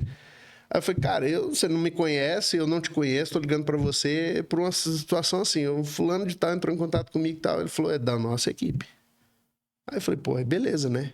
Aí fui conversar com a minha mulher. E na época a gente tava assim, realmente era um salto de fé muito grande, Priscila. A gente não tinha grana para fazer isso, sabe? Assim, eu teria que fazer uma viagem de mais de 600 quilômetros, dava 1.200 quilômetros de volta para uma cidade que a gente não conhecia. Aí o cara falou assim, vamos fazer o seguinte, você monta uma equipe, chama aí 2, 3, 4 amigos aí, o que couber no teu carro, e racha com eles e tal, e vem para cá, e a gente arruma, né, função para todo mundo aqui, e vem para cá e a gente se ajeita aqui, né, para diminuir um pouco o impacto da despesa. E aí, pô, liguei pro meu pai e liguei pro Rogério, que foi meu professor de charcutaria.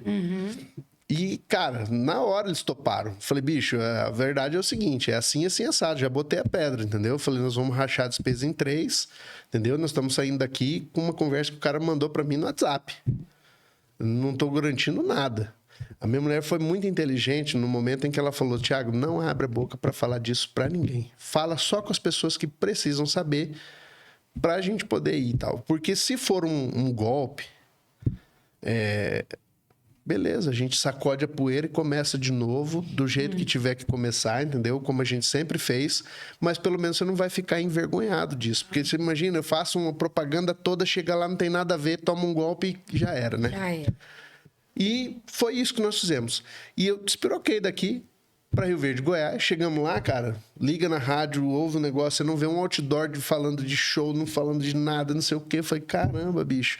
Aí o cara falou, cheguei, tá aqui uma localização fora da cidade, uns 12 quilômetros. Falei, pronto, vai me roubar. Falei, os caras armaram, falei, cara, não faz isso. Falei, bicho, a minha família não tem dinheiro para fazer o traslado do meu corpo, cara. Falei para ele, ele falou, não, bicho, vem para cá logo, nós estamos aqui, todo mundo montando. E nós chegamos, era um evento, eles têm 2 modalidades de evento, que é o evento do show nacional e evento corporativo, que inclusive vai ter um agora, vai ter daqui mais uns dias, vai ter em Campo Grande um evento desse, e a gente vai estar mais uma vez na equipe do Isso é Churrasco, né? E aí nós fomos lá. Chegamos lá, era um evento particular, fechado, um evento fechado para 300 pessoas, e aquele evento, cara, foi um teste. Eu tinha que ir fazer o meu trabalho, cara, e chegamos lá, de cara, a gente com os maiores nomes do churrasco nacional ali, sabe? Caras que a gente já seguia na internet, os caras ali, e eu. Até uma das coisas que eu perguntei pro Arthur, na época, foi exatamente, falei, cara, por que eu? Porque a gente tem aquela síndrome do cachorro vira-lata, né? Você fala assim... E realmente, eu era completamente irrelevante naquela época. Eu era o cara que vendia... Exatamente, eu era o cara que vendia churrasco na calçada de casa. Meu trabalho era completamente irrelevante. Eu falei, tem outros caras aí que estão de renome.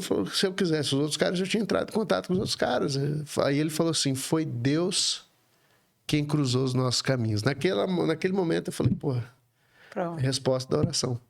E aí a gente foi para lá, fez um bom trabalho, e aí voltou de lá com muito material, muita mídia, muita foto, muito vídeo, e associando o nosso nome para marca e tal.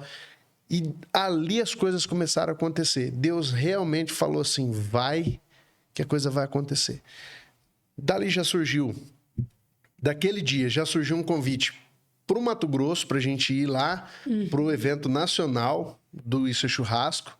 Então, nós realmente aí entramos de cabeça, entendeu? Fomos para o Mato Grosso, né? E aí já outra pegada. Fomos para lá, para o Mato Grosso, fizemos o evento. Voltando de lá, a gente já conseguiu também o convite para estar participando, né? Mais uma vez, esse também como voluntário, em 2023, lá no Festival Internacional da Carne. E aí, cara, esse também foi algo assim que por isso que eu falo que quando eu chamei Deus para ser meu sócio, cara, as coisas começaram a acontecer de forma natural. Eu nunca forcei mais nada, né? Lógico que quando eu soube do festival, liguei para algumas pessoas que eu conhecia, tentando, né, Também participar. não vai sentar e não fazer nada. Exatamente. Mas até então não tinha conseguido. Aí um amigo me ligou e falou: vai ter um festival aqui, não sei o que, você vai para. Eu falei: cara, não vou. Aí ele falou: por quê? Eu falei: cara, tudo que eu podia fazer para participar, eu já fiz. Só que até agora eu não consegui uma resposta oficial de ninguém e tal. E, cara, eu não vou forçar nada que não seja para mim. Aquilo que tiver que ser, Deus vai trazer na minha mão. Aos 45 do segundo tempo, eu recebi um telefonema: Thiago, você ainda quer vir? Falei: quero. O festival começava na quinta, o cara me ligou na terça. Eita. Você quer vir? Falei: cara, eu vou, mas eu não consigo chegar aí. Eu consigo chegar aí sexta-feira, depois das 8. Eu vou trabalhar sábado e domingo. Não consigo chegar por conta de, né? Eu tenho meu trabalho aqui, não posso simplesmente chegar e sair e virar as costas. Enfim, aí o combinado era então que assim que eu pudesse chegar, era chegar e ir para lá e ele ia ver onde que ia me encaixar. Tá. E eu fui para lá. Quando eu cheguei lá, eu já tinha conseguido também nessa coisa uma vaga para o Rogério. Aí ele falou: Thiago, eu vou lá, começo a trabalhar, a hora que você chegar, você me liga e vem para a estação onde eu vou estar. E assim foi. Quando eu cheguei, fui direto para a estação onde o Rogério estava. E aí liguei pro cara que tinha me convidado, que é o chefe Caslu, é um dos curadores do evento. Eu falei: chefe, eu tô aqui no stand tal, né? E tô à disposição.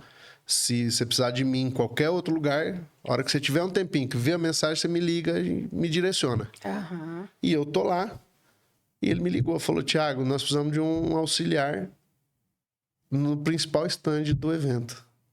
Eu caí de paraquedas junto da atração principal. Foi onde eu conheci o chefe Mário Portela e o Alexandre Belório no stand do Novilho Precoce. E foi onde eu aprendi a assar o boi inteiro. E aí aquilo explodiu, porque era o stand principal do evento. Né? Então, os olhos da imprensa voltados para lá, era, sabe assim, era a maior atração de assadores do evento. E ali a gente já ia, né, conhecendo e interagindo com outros assadores que a gente já conhecia, que já foi... Então, foi um dos momentos, assim, onde realmente, pô... Agora começou, né? Entendeu? Ficou séria a brincadeira. Exatamente. Uma vez eu vi um cara falar, eu venho do mundo do jiu-jitsu, e o cara tava falando assim que ele falou assim: muita gente quando tá começando se auto-intitula grande, né? Ou tal. Aí ele falando disso, falou: cara, quem te dá o certificado de grande é outro grande. Você só é grande quando outros grandes te reconhecem como grande. Senão, por enquanto, você não é ninguém. E é legal você buscar o seu espaço e tudo mais, mas alguém precisa reconhecer você, né? O boi branco anda com o boi branco. Então, e naquele momento... Depois, né, dos 2 eventos com o Fernando Sorocaba, e aí saiu matéria em jornal do meu nome, eu fiz uma matéria para o Campo Grande News, saiu uma matéria na Crítica, né? Inclusive um abraço ao Luiz Carlos Feitosa, que é dono do Grupo Feitosa de Comunicação, foi um grande incentivador nosso, foi meu patrão por muitos anos, trabalhei com ele no Grupo Feitosa, e ele fez uma matéria muito legal, e isso trouxe visibilidade para o nosso nome, para a nossa marca. E aí, quando eu cheguei no festival... alguns dos grandes, você é o cara de São Gabriel. Então, assim, isso a gente já chegou, não chegou como um qualquer e tal. E foi, graças a Deus, depois disso, a gente começou a realmente se firmar no mercado, né? A nossa marca começou a ser conhecida e a gente continuou fazendo o nosso trabalho aqui na calçada, na porta de casa, como continua até hoje. A gente mantém essa raiz. Só tá com uma estrutura.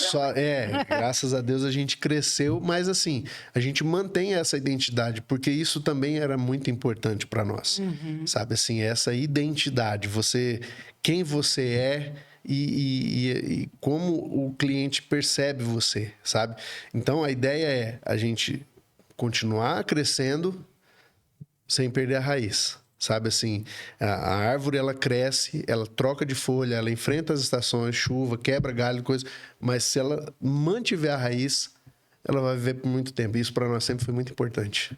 Que maravilha, que história bacana, muito bom mesmo ouvir e ver assim, realmente o empreendedor no Brasil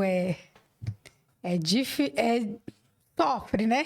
Nossa, demais. E quando você tem a sua marca reconhecida, acontece essas coisas, te dá um novo vigor, uma nova força. Te coloca no jogo, né? Coloca no jogo, te dá um destaque, a sua marca... Mas só que são desafios cada vez maiores, né? Porque quando você, por exemplo, se você é um desconhecido, né? Você precisa se firmar no mercado, você tem que produzir, você tem que se provar.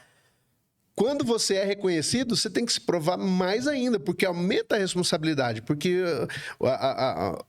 a palavra de Deus diz que o nosso nome seria mencionado em lugares que a gente ainda não pisou. E quando isso acontece, vem com muita expectativa, né? Vem com essa coisa de que você precisa provar exatamente aquilo que falaram de você. Então, aumenta a responsabilidade, aumenta, sabe, toda essa situação. Então, você construir essa marca do zero é muito bacana, é difícil, mas cada vez são desafios maiores. Quando a gente começou a atender eventos, né? Eu não tinha estrutura, a minha estrutura é muito pequenininha e a gente começou a participar desses eventos e normalmente assim, o evento te proporciona as ferramentas, né? Você leva os itens de uso pessoal, sua faca, tá? Essas coisas e tal, mas a estrutura grande, né? As churrasqueiras, essas coisas, normalmente o organizador do evento fornece, você vai lá e você trabalha, beleza. Mas quando a gente começou a ser convidado para fazer os nossos eventos, nós não tínhamos ainda nenhuma estrutura, né? O nosso material era insuficiente. Então, a gente começou a pegar eventos pequenos e foi até que teve uma história muito engraçada, onde a gente recebeu um convite para fazer um evento grande. Grande mesmo. Era um dos maiores eventos que a gente ia fazer sozinho, o nosso time, né? Em torno de 500 pessoas. O pessoal lá do Confinamento Palmares, família Migliavaca, nos abriu essa porta. Marcelão, ele vai saber. A hora que ele vê esse corte na internet, ele vai saber do que eu tô falando. Eu falei, não, vamos fazer. Marquei a data com ele e tal. E aí, cara, a gente começou a organizar, né? Tentar arrumar um equipamento, alugar, emprestar, né? Montar a equipe. A gente ia precisar de mais gente. E a gente sempre trabalhou muito nós, né? Meu pai, minha mãe, minha mulher, meu filho e tal, mas era insuficiente para a gente atender todo mundo que a gente precisava atender nesse dia. E eu tinha mais ou menos montado uma equipe, estava mais ou menos tranquilo, e naquela semana, cara, deu um chabu. Os caras da equipe me deixaram na mão, eu não ia ter a estrutura, não ia ter como atender, e aí liguei pro cara, falei, bicho, eu não vou ter como te atender, você tá maluco? Não tem como você não vir me atender, cara, o evento é sexta-feira, essa semana agora, 3 dias antes do evento, liguei pro cara e falei, não vou. Nossa. Falei, não tem como, eu não sei o que você vai fazer, você tá maluco, fazer um troço desse, vai me deixar na mão. E aí eu entrei em desespero, porque eu não sabia o que fazer, sabe? Assim, realmente era um problema grande. E aí falei, cara, me dá 10 minutos. Era o tempo que eu precisava para chorar e ver o que eu ia fazer. Desliguei, falei, já resolvo aí, te ligo agora. Pum, bati o telefone e fui chorar. Eu entrei em desespero, cara. E agora? E agora, né? Mais uma vez, Deus foi extremamente importante nessa história. Porque nesse momento, no alto do meu desespero, eu fui para dentro do meu quarto, fui para a presença de Deus. Falei, Deus, O senhor mandou Noé construir um barco onde não tinha mar. Ele nunca foi marceneiro. Noé era agricultor e pecuarista. Ele cuidava de animais e plantava a rocinha dele para sustentar a família. Ele não era marceneiro. Ele morava num lugar onde não tinha água, ele morava num lugar onde não tinha muitas árvores. E o senhor mandou ele construir uma arca. E o senhor entregou para ele o conhecimento técnico, todos os recursos para fazer. E eu orei muito para que o senhor me desse as oportunidades que o senhor está me dando. E eu tenho conhecimento técnico, mas eu não tenho estrutura para atender. Eu não sei como que o senhor vai fazer. Mas se o senhor pôs isso na minha mão, eu acredito que o senhor vai me dar condições de fazer. Assim como o senhor fez com Noé. Respirei, liguei e falei, tá resolvido. Fica tranquilo que vai acontecer. Ah, mas você não... Não vou te deixar na mão, fica tranquilo. Vai dar certo. Vai dar certo, pode confiar. E desliguei e falei, e agora, velho? O que eu vou fazer? E, cara, da mesma forma como tudo bagunçou, tudo se organizou, sem quase eu precisar pôr a mão. Juntei a galera, montei a equipe. O Marcelo tinha um bom equipamento lá na fazenda, colocou à nossa disposição, entendeu? Falou, pode usar o meu equipamento aqui e tal, você traz a tua equipe, não precisa trazer nada, eu tenho tudo aqui. Tem as churrasqueiras, tem o grelho, tenho tudo. E a gente foi com a cara e com a coragem e entregou. Conseguimos atender, sabe? Entregamos com muita qualidade e fez a diferença, porque ali eu criei a casca da confiança que eu precisava. Sabe assim, pô, deu certo. Conseguimos fazer, então não preciso mais de desespero. E aí a gente vai, cada evento você vai aprendendo e tal. E as coisas foram acontecendo, Priscila, de forma que a gente foi com muita organização. E aí eu vou falar um negócio que parece até intuitivo, mas ficar sem crédito, ficar quebrado, dever muito, foi a melhor escola financeira para nós. Porque aí a gente aprendeu a lidar. E as coisas foram acontecendo. Cada pouquinho, a gente ia pagando as nossas dívidas, cada pouquinho a gente tirava um pouco para a gente também ter uma recompensa do que estava fazendo, cada pouquinho a gente ia reinvestindo, sabe? E a gente foi criando esse hábito de guardar, de reinvestir, de investir em equipamento, de, sabe, criar novas oportunidades, e assim as coisas foram acontecendo. Então a gente conseguiu, em 2023, eu tinha feito um propósito com Deus de quitar as minhas dívidas, e a gente conseguiu quitar isso, limpar nosso nome, e aí começou a sobrar grana pra gente guardar, começou a sobrar grana pra gente investir, e a gente começou a dar o corpo que a gente precisava pro Barba em Brasa. E hoje a gente tem uma estrutura bacana, sabe? Hoje a gente tem a carretinha, a gente tem outros churrasqueiros, a gente tem maquinário pro porco no rolete, né, para assar Então hoje a gente tem uma estrutura para atender eventos de todos os tamanhos. Olha que bacana. Sabe? E graças a Deus a gente conseguiu se firmar, a agenda tá sempre rotacionando, a gente sempre tem eventos para fazer e fazendo eventos não só aqui na região, né? A gente faz eventos fora daqui, né? Tem clientes no Mato Grosso, tem clientes em Goiás, nós temos clientes em Santa Catarina, né? Recentemente nós estivemos lá no Introvini, né? Que convidou a gente para ir lá, fizemos um aniversário dele, né? E a gente participaram na Brasa, lá em Coxim também. Participamos do Amigos da Brasa, né? Recebemos o convite, fomos lá, participamos lá com a galera. Então, assim, a gente hoje, graças a Deus, tem uma clientela, né? A gente atende eventos corporativos, porque o propósito nosso é exatamente mostrar isso, que o fogo e a comida geram conexão, sabe? É aproximar as pessoas por meio da comida. Você gera essa confiança. Como a gente viu, tem um corte que roda na internet que fala, você não faz churrasco com quem você não gosta. né? Você não faz churrasco quando você tá triste ou quando você tá... O churrasco, ele tá ligado muito a isso, à proximidade, ao calor do fogo, né? Aquilo... Comemoração. Comemoração. Então, e a gente vem se especializando nisso, para mostrar para as pessoas que o fogo gera conexões. Eu falo assim que eu não sou uma pessoa que cozinha muito, né? Sou bem basicona, mas eu acho o cozinhar um ato de amor tão lindo. É verdade, é verdade. Então, eu tenho uma amiga que é muito querida e ela é assim, é explícito que a forma dela, a linguagem de amor dela é o servir e o servir cozinhando. Por muitas outras coisas que ela faz, mas o cozinhar. Você vai na casa dela, ela prepara uma comida para você, ela faz sobremesa, ela cuida, ela pensa. Toda vez que a gente falava de ir para lá, ela já pensava nas coisas que o Fael gostava de comer, que eu gosto de comer, que o João Pedro gosta de comer, que isso.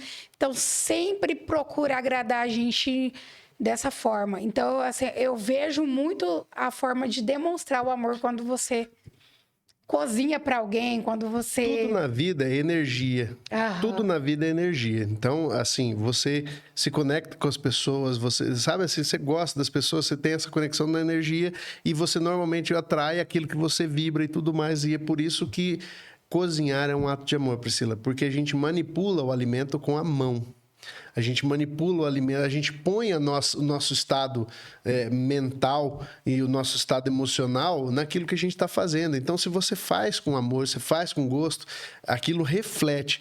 Tanto isso é verdade que você pode pegar, por exemplo, a receita da sua avó, de uma comida que ela faz, ela pode te ensinar passo a passo. Você vai fazer. Não é a mesma coisa. Não é. Entendeu? Que o pessoal Não é a mesma. sente, entendeu? Quando você não tá legal, aquela energia sua vai pra comida, Não, o cara e não sente é essa a mesma diferença. coisa mesmo. Não é. Porque você vê assim, ó, a comida de vó, todo mundo lembra de alguma coisa que Exato. E faz, e às vezes não sai. O cara pode pegar a receita, sabe assim, antigamente o pessoal, né, tinha os livrinhos de receita, você pode pegar aquele livrinho de receita, comprar o mesmo ingrediente, fazer, não vai sair, porque tá muito ligado à forma como você vai interagir, né? Então, realmente, o cozinhar é um ato de amor. Sabe, você servir, você ter o coração. Eu costumo dizer isso muito para os meus clientes. É a minha família servindo a sua família. Sabe assim, é da nossa família direto para sua mesa. Então a gente faz isso. Eu sou apaixonado por cozinha e eu testo muita coisa. Hoje um dos diferenciais que a gente tem lá eu não uso nada industrializado. O barbecue sou eu quem fabrico, o tempero a gente fabrica com o uso de especiarias, né? com ervas, com tudo natural. Então, eu não faço nada, eu não uso nada artificial nos meus temperos, a gente faz tudo com muito carinho, sabe? Todas as coisas a gente usa o mais natural possível. É uma escolha, a escolha dos ingredientes. Então, não é só acender o fogo e pôr a carne lá e depois te entregar o churrasco pronto. Não, a gente começa a preparação muito antes, na escolha do ingrediente, sabe assim, a gente faz questão de selecionar a carne, de selecionar o que vai ser usado, os temperos e tudo. Então, a gente faz isso com muito amor desde da escolha dos ingredientes. Desde o início lá, quando a gente vai no mercado fazer a compra, sabe? Quando eu ligo para o meu fornecedor das ervas, do tempero, pra gente... E a gente foi testando isso, sabe? Assim, o tempero é a assinatura do cozinheiro, né? Com certeza. A gente tem, então, o nosso dry rub, que a gente usou algumas referências, né? Tem um grande amigo, chefe de cozinha, o chefe Marcílio, foi uma das grandes inspirações, um parceiro incrível, né? E ao longo dessa jornada, por muitos momentos, se tornou um mentor bacana, sabe? Assim, nos deu dicas, nos mostrou alguns caminhos e a gente foi testando, foi combinando um tempero aqui, uma erva ali, e foi testando isso aqui funciona para a gente chegar no padrão que a gente tem, que é hoje a assinatura do Barba em Brasa. É um tempero que você só vai encontrar lá, né? O que a gente faz, a gente só faz lá. Maravilha! E aí, senhor, meu marido? Só estou apreciando aqui. Tiago, Uns recados aqui. Né? temos Você recado? me chamou aqui, ó. O pessoal tá comentando aqui, ó. Tiagão, uma inspiração para todos nós. Guerreiro demais. Você vai longe, meu irmão. Obrigado. Este homem faz de tudo: churrasqueiro, locutor, serralheiro e socorrista. É verdade. Eu sou socorrista do SAMU. Olha aí. Hoje não estou atuando na área, né? Já tem algum tempo que a gente não atua na área diretamente, mas assim, uma vez socorrista, a gente é sempre socorrista, Sempre né? socorrista, vai ser sempre. Maravilha. Tiago, já estamos aí com 1h30 aqui conversando. E vamos caminhando aí para o final, mas sempre estaremos aqui abertos para você. Eu gosto muito, assim, acho muito bacana o seu trabalho na comunicação, a sua dedicação na questão, assim, dos assados. A gente se conheceu já há alguns anos, né? É. Inclusive, eu fui jurada, tá? Do concurso que ele participou. E o engraçado, agora eu vou te contar. Os bastidores. Tem água aí ainda? Uhum. Gente, eu não comia carne de suíno há alguns anos atrás. E o prato que você serviu era de suíno. E aí eu mandava mensagem pro Fael, falava assim, amor, eu vou experimentar uma costelinha de suíno e eu não como suíno. Como que eu vou fazer? Aí, e toda preocupada, né? Falei, meu Deus do céu, e agora? Senhor, tem misericórdia. Tirei a foto e mandei para ele. E ele me mandava cada mensagem revoltada. Não é justo. Isso não é justo. Não é justo. Só a foto, mano? Só a foto. Pô, sacanagem. Eu falei assim, olha, comi, gostei, muito bom, tal, não sei o quê, né? Avaliei lá, falei, mas assim, era muito difícil para mim essa questão do suíno. Do né? suíno. E eu falei, São Gabriel tem muito tem muito dessa questão de que hoje eu como carne de suíno. E tudo aqui. A gente, porque assim, isso tem uma raiz cultural, né? O suíno, ele realmente tem esse preconceito.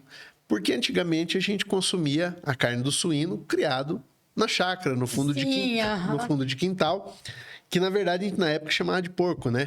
Hoje a gente até nem usa a terminologia porco, né? A gente fala e tal, mas a carne hoje ela é suína. A carne suína, inclusive, é uma das carnes mais saudáveis para ser consumida.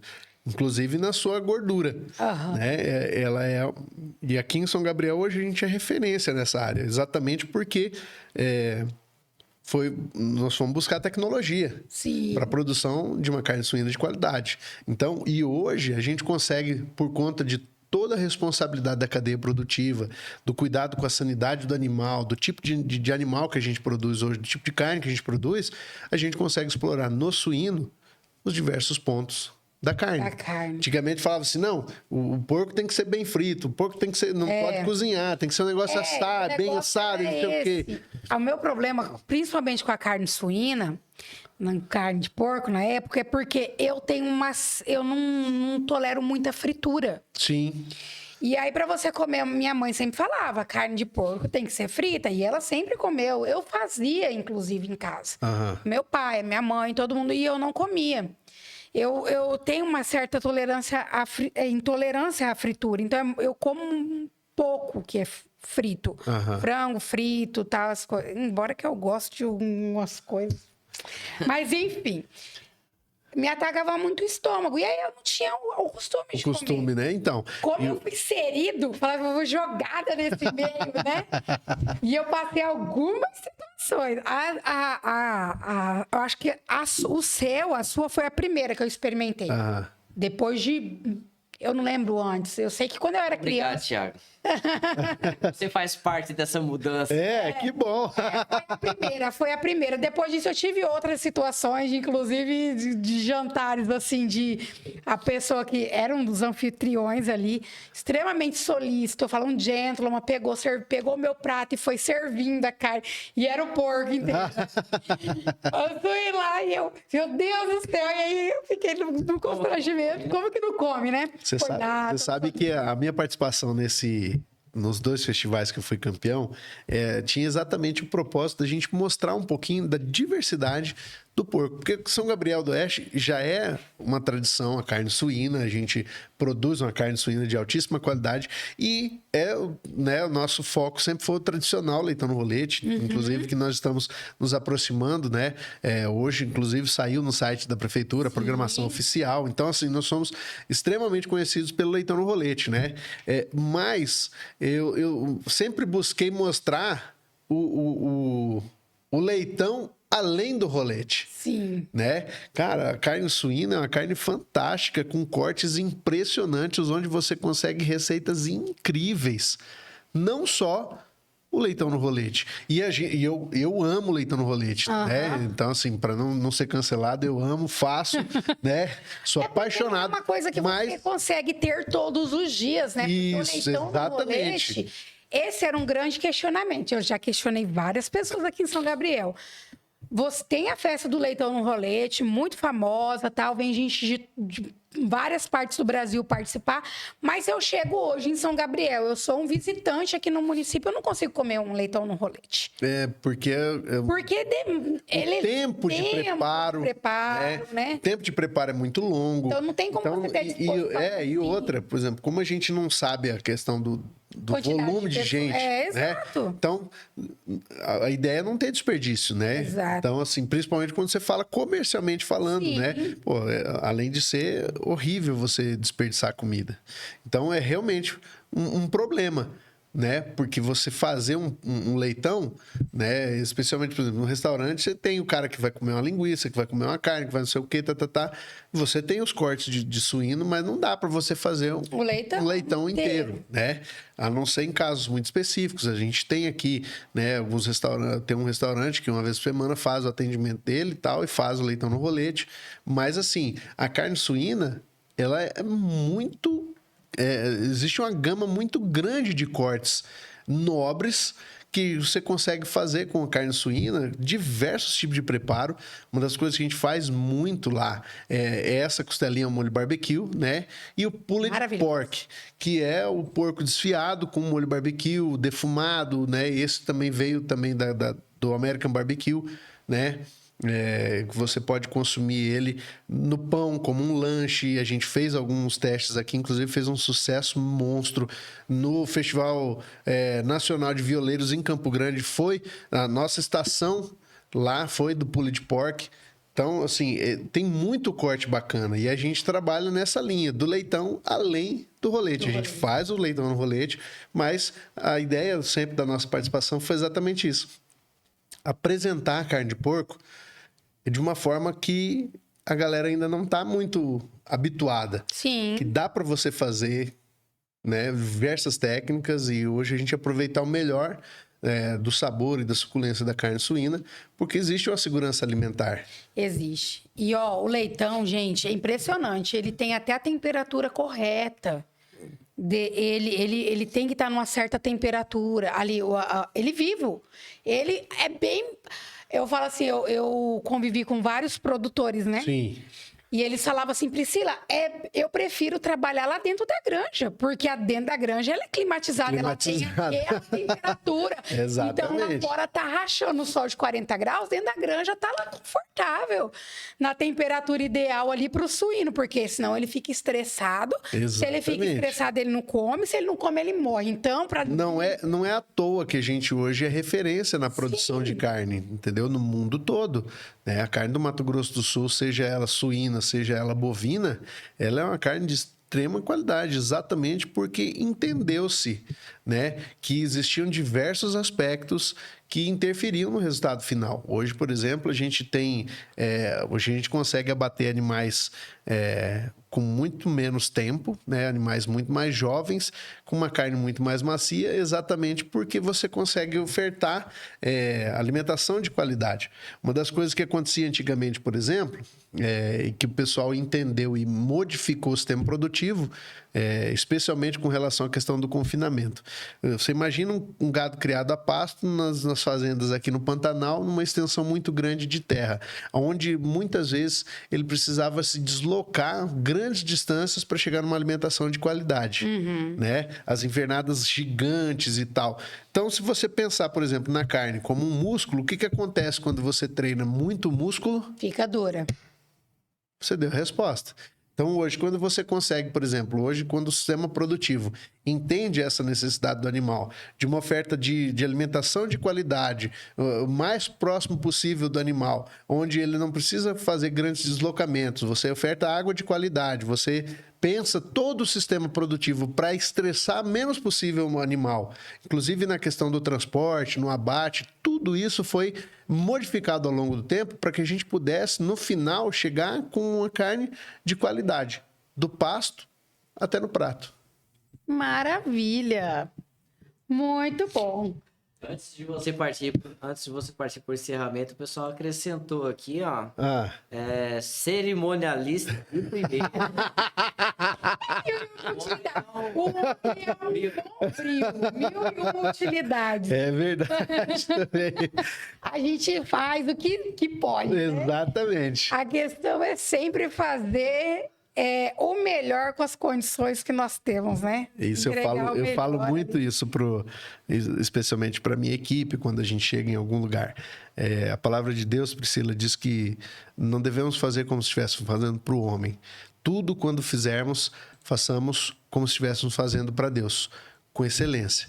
E isso sempre foi o meu maior motivador, a minha maior mola impulsionadora. Fazer como se estivesse fazendo por Deus. A gente sempre buscou a excelência. Eu não digo a perfeição, porque a perfeição ela acontece só dentro do âmbito divino. Mas a excelência ela pode ser perseguida todos os dias, em todas as áreas. Desde quando eu trabalhava na zeladoria da ABB, quando a gente varria chão, limpava banheiro, a gente sempre buscou a excelência. Maravilha, maravilha. Muito bom te ter aqui hoje. Eu fico agradecido, foi muito bacana. E a gente, se ficar aí conversando, vamos ter assunto aí. Mas vamos voltar, né? Eu tô segurando aqui porque a gente já tá indo para 2 horas. Daqui a pouco tá só a gente aqui. É verdade. Tem que comemorar 4 anos. Verdade, eu ainda tenho esse compromisso hoje ainda. Compromisso com a Ana. Com a Ana de liberar. Então, beleza. Vamos. É o seguinte, você vai sair daqui, mas vai deixar um compromisso que você vai voltar para dar dicas do churrasqueiro aqui no Rota Norte. Show de bola. Podia fazer, será que a gente consegue? Mas aí, ó, a equipe do Rota Norte aí, ó, vocês estão muito folgados, são a equipe completa, ó. Douglas, Anderson, vim pra cá. Olha aí. Vamos lá. Lembra que nós já fizemos, eu não estava presente. Eu não estava presente, mas estava tendo um podcast dentro do estúdio e o pessoal... Churrasco lá fora. E transmitindo. Tinha câmeras nos 2 ambientes. Eu topo. Opa! Beleza. Eu topo. Fechou. Da minha parte já tá fechado. Anderson tá por aí? Tá escutando?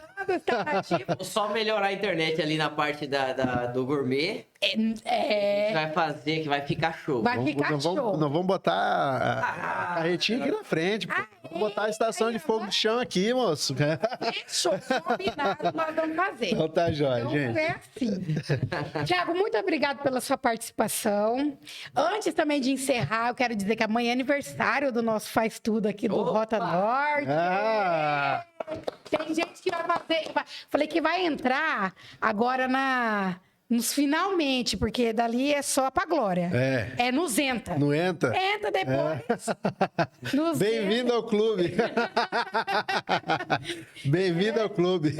É a idade do condor. É condor nos braços, condor nas pernas, condor nas costas. Então, amanhã é aniversário aí do nosso... Faz Tudo, do nosso marketing, de quem tá por trás de todo o marketing do Rota Norte Podcast. E eu quero aqui desejar feliz aniversário para você, meu amor. Que Deus te abençoe e te conceda muitos anos de vida sobre essa terra.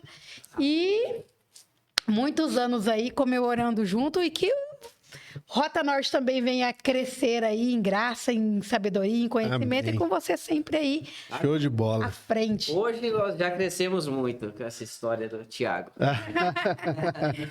Tiago, vou deixar o microfone para suas considerações finais e já fica o convite aí para a gente movimentar. Já tá aceitado o convite, tá? Priscila, mais uma vez eu quero te agradecer de coração, Fael. A recepção que eu tive hoje aqui foi fantástica. Na verdade, assim, desde quando a gente se conheceu, você sempre foi muito bacana comigo e tive a oportunidade de conhecer o Fael e toda a equipe aí. Então, assim, para mim foi uma alegria estar podendo compartilhar desse momento com vocês, né? Eu gosto muito de contar história, né? Não é à toa que eu sou um comunicador, mas foi muito importante estar aqui. É um marco também na nossa carreira, na nossa história no Barba em Brasa, né? Poder compartilhar um pouco disso. O que a gente mais quer é mostrar para as pessoas que dá para fazer. Dá para fazer com comprometimento, né, com sacrifício, a gente pode fazer tudo o que tiver ao nosso alcance. Eu vou falar uma coisa aqui para vocês que eu vivo isso todos os dias. O mesmo Deus que põe os sonhos no teu coração, que te deu a ideia do seu próprio negócio, vai te dar as oportunidades e os clientes que você precisa para chegar onde você vai chegar. Então, acima de qualquer coisa, confia no plano de Deus, não desista. Cultiva a resiliência no teu coração e faça tudo com excelência. É isso que a gente veio falar hoje. Maravilha, gente. Muito bom, muito bom. E eu quero agradecer a todos que estiveram conosco nessa noite. E você também que está assistindo esse podcast num outro momento aí, ó, muito obrigado pela sua audiência. Curta esse vídeo, compartilha, curta lá, entra nas nossas redes sociais, no nosso Instagram, nosso Facebook, na nossa página, porque agora o Rota Norte Podcast também estendeu e nós estamos com outras páginas. Nós temos a página do Rota Norte Podcast no Instagram, nós temos a página do nosso portal de notícias, que é o Portal Rota Norte, então vai estar por aqui em algum lugar, para baixo, eu acredito. No meio aqui. No meio aqui. E, então, nós temos nossa página no YouTube, nossa página no Instagram, TikTok, Facebook, Portal de Notícias. Entre lá e também sigam a página do Tiago aí no... Isso aí. Também já está na tela. Pessoal, quem não conhece do nosso trabalho, quiser conhecer, só clicar na tela aí, tá o link do nosso Instagram. A gente também tem a nossa página no Facebook, mas hoje a gente concentrou ali no Instagram. Então lá você vai conhecer um pouco do nosso trabalho, ver o que a gente faz, o que a gente não faz. Tem os nossos canais de contato, tá bom? Então entre em contato com a gente. Eu só preciso de uma desculpa para acender a churrasqueira. Então, se você quiser, a gente vai até você, tá bom? A gente tem uma facilidade aí de atender todos os estados do Brasil. Só me dá uma desculpa e a data, a gente vai chegar até você e fazer o teu evento, né, o teu churrasco acontecer da melhor forma possível, tá bom? Maravilha, gente. Muito obrigado. Até o próximo programa. Fiquem todos com Deus e até mais.